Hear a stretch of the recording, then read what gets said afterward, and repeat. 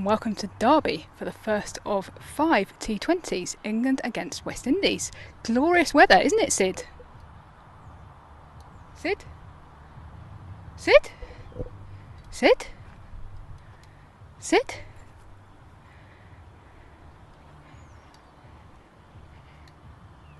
He must have got out at the service station. I'll have to pick him up on the way home. Hello, I'm here at Derby for the first of 5 T20 internationals, England against the West Indies. It's really exciting. It's a little bit strange, I have to say, being here without Sid. It's also obviously a little bit strange still to have your temperature checked on the way in. You can probably see by the fact that I'm actually wearing sunglasses and a sun hat. This was not the weather that I was expecting to find up here in Derby, and I have to say I walked over here from my hotel and I was genuinely concerned that I was going to fail my temperature check on the way in, because I've dressed for cold weather, and there's blankets in the media centre, or the bit where they've sat us, but here we are, glorious sunshine. So Heather Knight said that the weather owed us one last week after the England semi-final against India being rained off earlier this year, and the weather seems to have been paying attention, so well done Heather Knight. The match on Wednesday the weather doesn't look quite so good for, but you know, weather forecast can change, and for now it is beautiful here. So over to the series.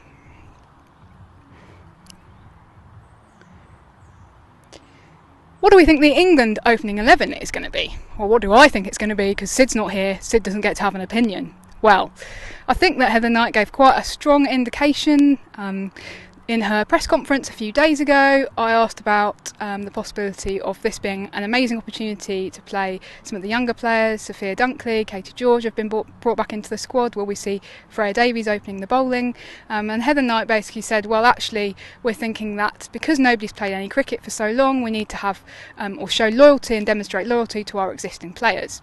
So that suggests strongly to me that this evening we are going to see a similar or even identical England 11 to the one that was fielded in most of the group matches of the T20 World Cup earlier this year. Having said that, there is a bit of a question mark about who's going to be opening the batting for England. Obviously, in the World T20, they had Amy Jones and Danny Wyatt opening, and Tammy Beaumont dropped down the order.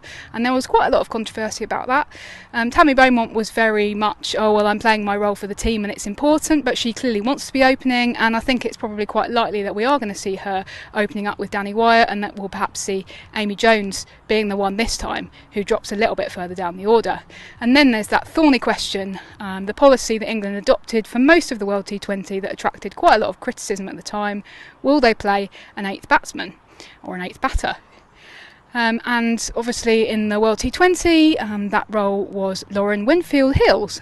So will Lauren Winfield-Hill be playing, or potentially will England go with an extra bowling option? That's going to be really interesting to see as well. From a West Indies perspective, well, the key thing really, if they want to be competitive in this series, is going to be making sure that their 3 superstars, so that's captain Stephanie Taylor, Deandra Dottin and Hayley Matthews, stay match fit throughout this series. There was a great preview piece by Hypercourse, and I'd urge you to go and read it, and he actually brought out the astonishing statistic that I believe it was for the entire of 2019, those 3 did not play a match together. So that, you know, all at once, and that is quite astonishing, and perhaps goes some way to explaining the poor record of the West Indies in recent months and recent years. So that's going to be quite key.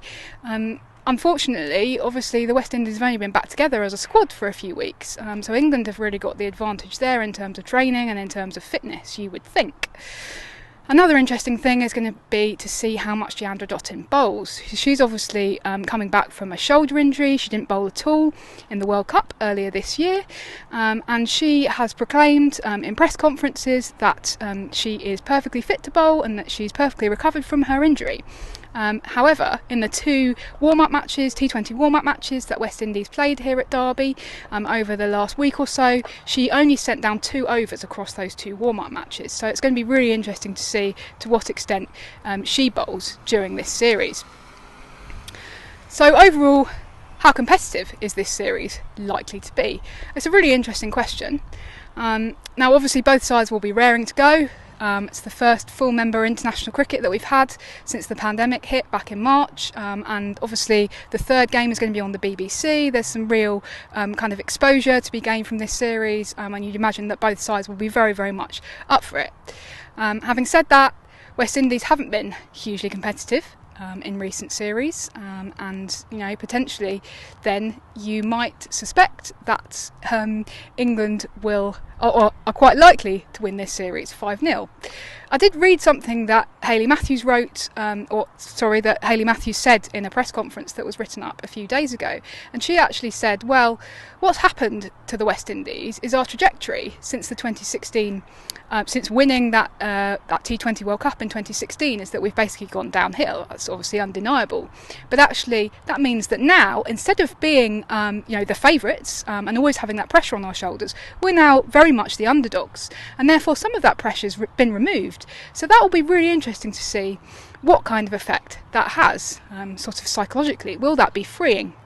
As I say, I think much does depend on the fitness of Matthews, Dottin and Taylor across the series. So we'll have to wait and see, but obviously the best thing is that we've got women's international cricket happening again here in England, here at Derby. For now, the weather's glorious and I'm going to enjoy every minute. Hope you are too.